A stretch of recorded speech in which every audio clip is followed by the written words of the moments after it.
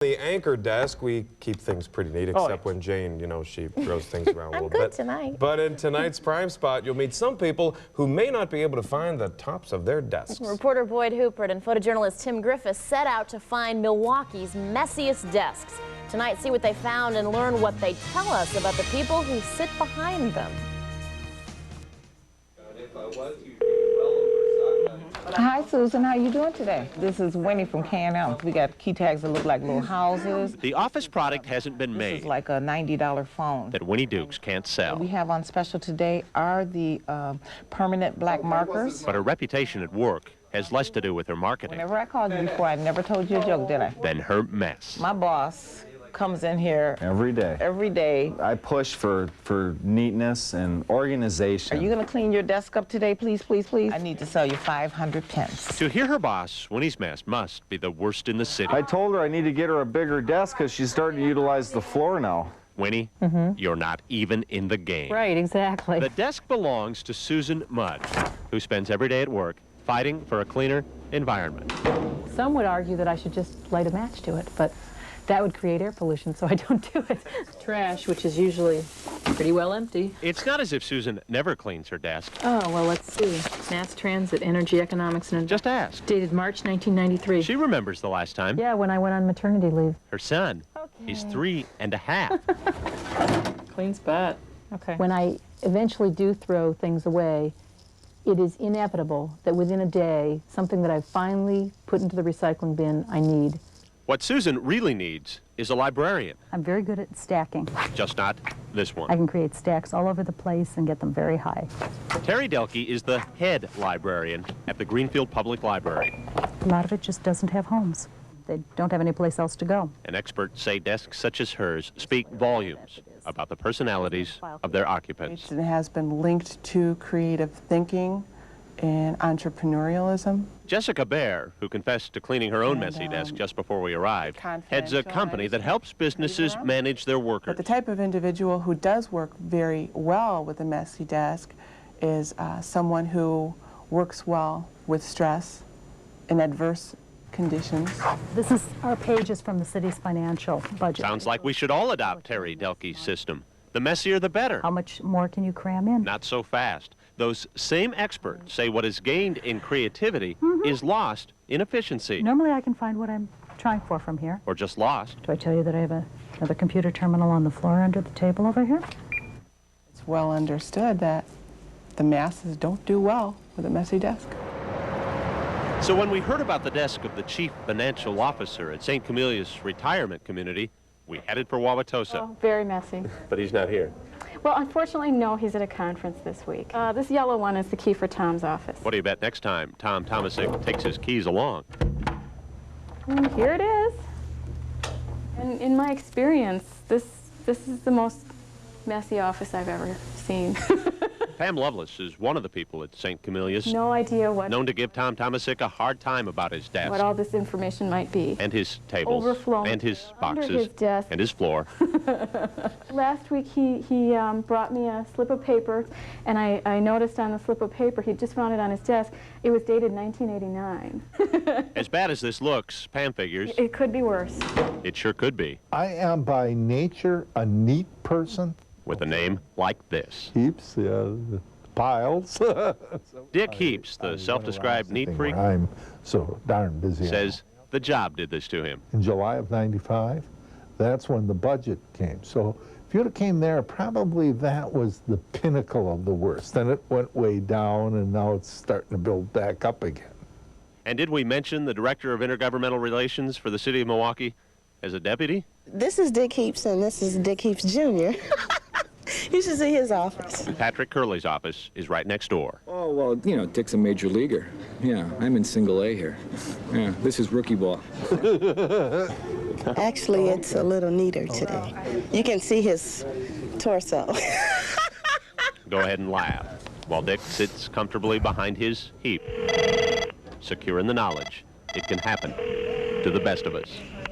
Hi, this is Boyd Hoopert in the TV6 newsroom. I'm either on the phone or away from my desk right now. If you'd like to talk to a real person, dial 0. I can be paged if it's important. Otherwise, please leave a message and I will call you back.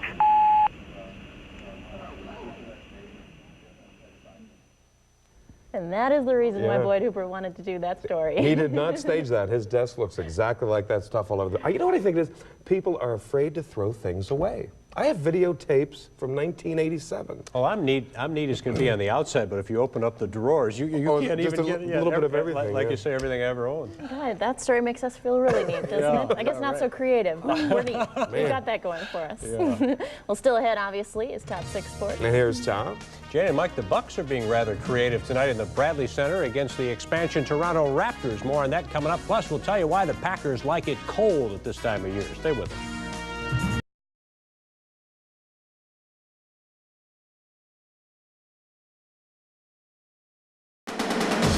Falling in love with a fellow worker, it sometimes leads to a lifetime of love, but could a workplace relationship put your job in jeopardy? Are you dating someone at work? Does anybody work at work know about it? When Cupid strikes in the workplace, things can get very complicated. There are some pros and cons when it comes to dating with someone who works with you. Tonight, Fox 6 reporter Jocelyn Mementa explores the mystique of workplace romance. Why don't you come up around 7 and we'll have a drink and catch up on a little business? Sure, that'd be great. I remember how you liked a good bottle of wine. Dating in the workplace takes an ugly turn in the movie Disclosure. The two characters are caught up in a messy relationship. He is married with children. She is his boss. The film strikes a realistic nerve. We have seen soured relationships turned into potential harassment charges. We have seen people lose their jobs over it. For 15 years, Jessica Ohlenberg of Human Resource Services has helped shape workplace policies. Over time, Ohlenberg says she has seen a change in attitudes. Fewer women and men, she says, are willing to date someone they work with, wary about the potential complications. It doesn't work because you can't mix business with personal life. Did it have an effect on your job performance? Yes, it did. I think it goes down when you're dating someone in a relationship because I think you're more thinking about the person that you're with rather than your job performance. A good reason Ohlenberg says she recommends employers set ground rules. What is and is not acceptable behavior, how it cannot affect job performance, it cannot affect teamwork, it cannot affect work groups, there cannot be emotional outbursts and public displays of affection. Have you ever dated anybody in the workplace? Yes. What happened? We got married. Yes, there are benefits.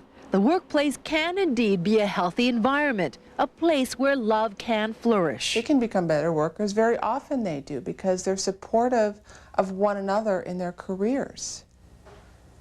They're understanding of each other in their careers. Their interests are mutual. I just treated him like anyone else in the office, and he did the same for me. If you make a love connection in the office, should you worry about co-workers? And what about the boss? Should you tell him or her? Most couples keep it to themselves in the beginning. Experts say that's okay. Discretion is always appropriate in any work setting. We would go out in a group, you know, with people from work, till the Christmas party. What happened at the Christmas party? Then we went as a couple. Then everybody knew? Then everyone knew, yeah. Yes. Ohlenberg says there's no reason for an elaborate cover-up or to even lie about it. You should worry about how you are conducting yourself in the workplace. Are you following the rules? Are you contributing to the team? How is your work performance? Meredith, it's different now. Okay, you're my boss. Dating a supervisor or a married coworker is the biggest risk of all. It could disrupt the workplace, and you could be putting your job in jeopardy. I would certainly be sure that there is at least a glimmer of hope that such a situation that it's going to work out. Okay, but after that. The bottom line, business is business, personal is personal. Now, if you can draw the line, it should serve you well, even if the relationship does not work out. Mike? Jocelyn, thank you. Vince is here now. It was a rough night around southeastern Wisconsin. It was, and we needed the rain. It's, you know, this is not exactly the way we'd like to get it, but nonetheless, the lawns and the gardens are loving it. Let's go down there. They really did.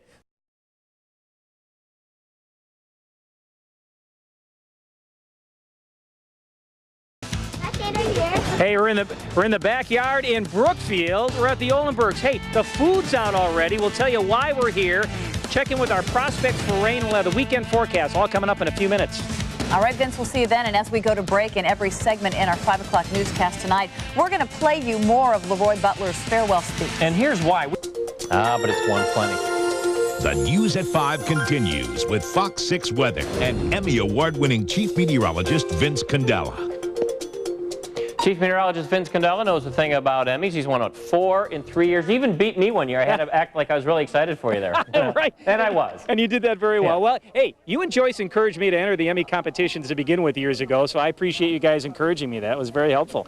And they're all asking for you out here, Ted. You were all asking for Ted Perry, weren't you? Just say yes. Who? Say yes. Yes.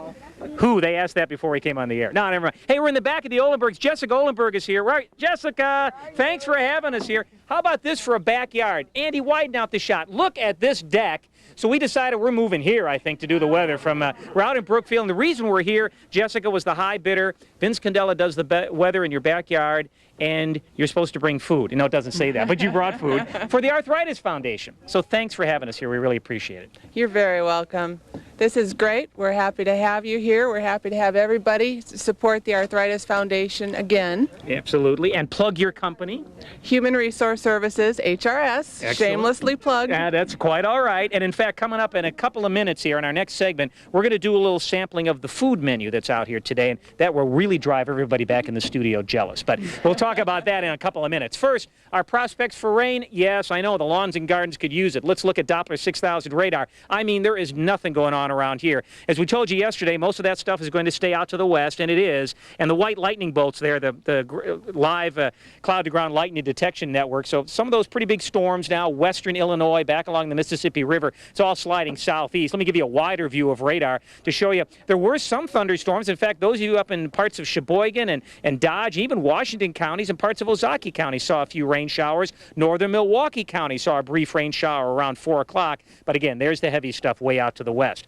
Let's check in with current conditions around the area, and the view you see there is right here from the backyard in Brookfield. And officially at this hour, Mitchell International Airport is 75 degrees. And Brookfield, at your house, it's how much in Brookfield? Read that number. 78 degrees. Good job.